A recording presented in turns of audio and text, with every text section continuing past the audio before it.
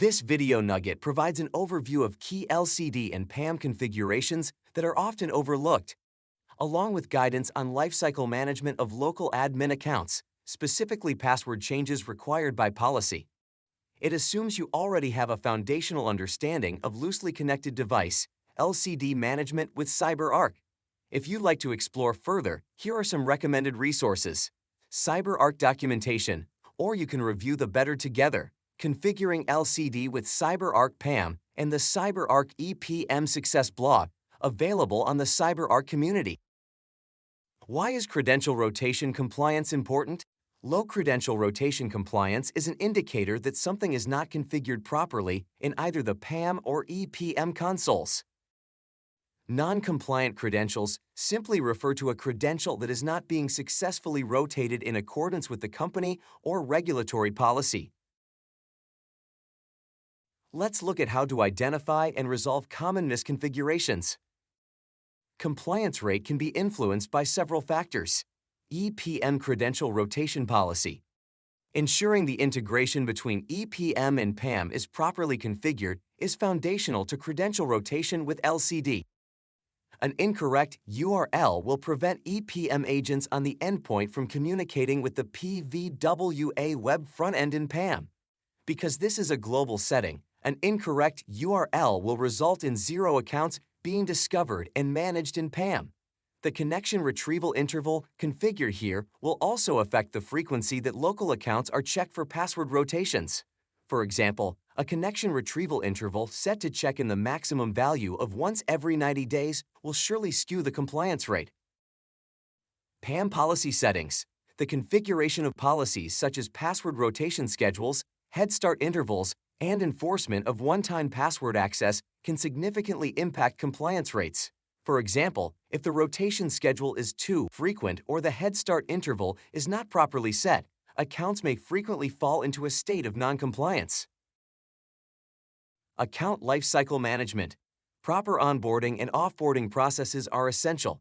Stale or inactive accounts that are not cleaned up can lead to a decrease in compliance rates.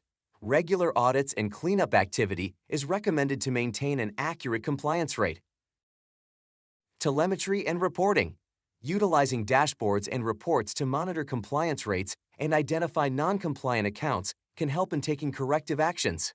For instance, the PAM telemetry dashboard can provide insights into which platforms have LCD enabled, known accounts protected, and compliance rates. Properly configuring your policy, platform, and interval settings will be an important task. To help illustrate the timeline and sequence of an account and its password rotation schedule, let's assume the following values are configured in EPM and PAM. Note that these values are generally recommended. If your values are dramatically different than these and you're noticing that your compliance rate is low, then it's worth re-evaluating your settings. Let's take a few minutes to explain in detail what each of these settings mean at a level that is needed to be able to understand the entire timeline of an account and its password change. Head start interval.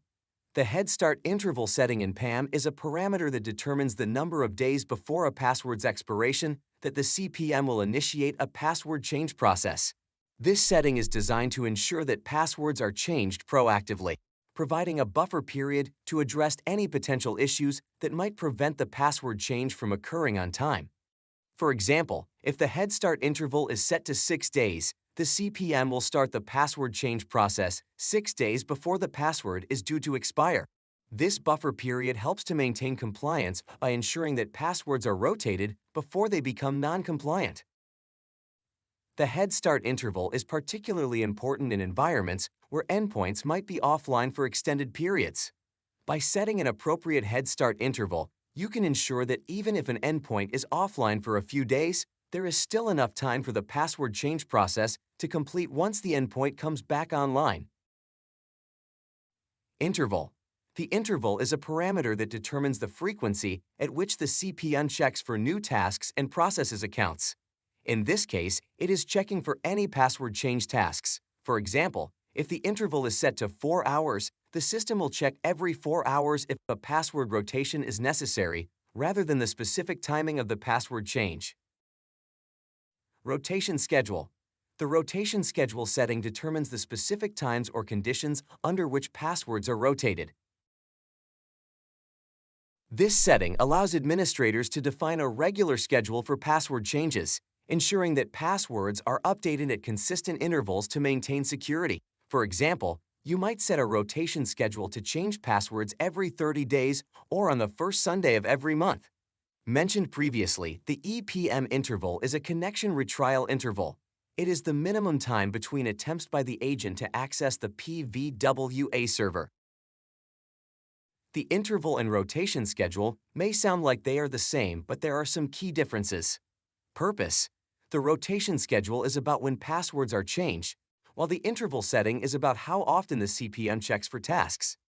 Scope: the rotation schedule is focused on the timing of password changes, ensuring they happen at regular, predefined scheduled, based on the organization's security policy.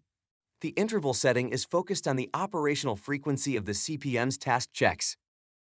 Configuration: the rotation schedule is typically set to align with security policies and compliance requirements, such as changing passwords every 30 days. The interval setting is configured to ensure the CPN operates efficiently, checking for tasks at a frequency that balances performance and responsiveness. One last item to consider would be ensuring that you are using a recent version of the LCD platform. A quick way to check if you are running a recent LCD platform version is to see if you are able to manually perform a reconcile or verify operation for an account that is managed by your LCD platform. A correctly configured LCD platform should look like the following, where both operations are grayed out.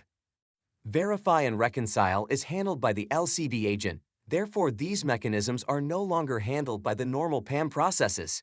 This can cause issues if one attempts to resolve compliance issues by manually modifying the password using the reconcile or verify operations in PAM. Neither of these operations are supported with the LCD platform.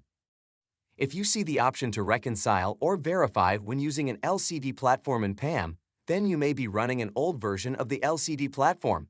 You will need to download the latest LCD platform from the marketplace and import the new platform via Platform Management in PAM before continuing onboarding of LCD accounts. In summary, when your accounts are not allowed the right conditions for their passwords to be changed successfully, remember that the reasons discussed in this nugget may be the reason why. We hope the material provides you with a deeper understanding of the password rotation mechanism to allow you to troubleshoot and improve your compliance.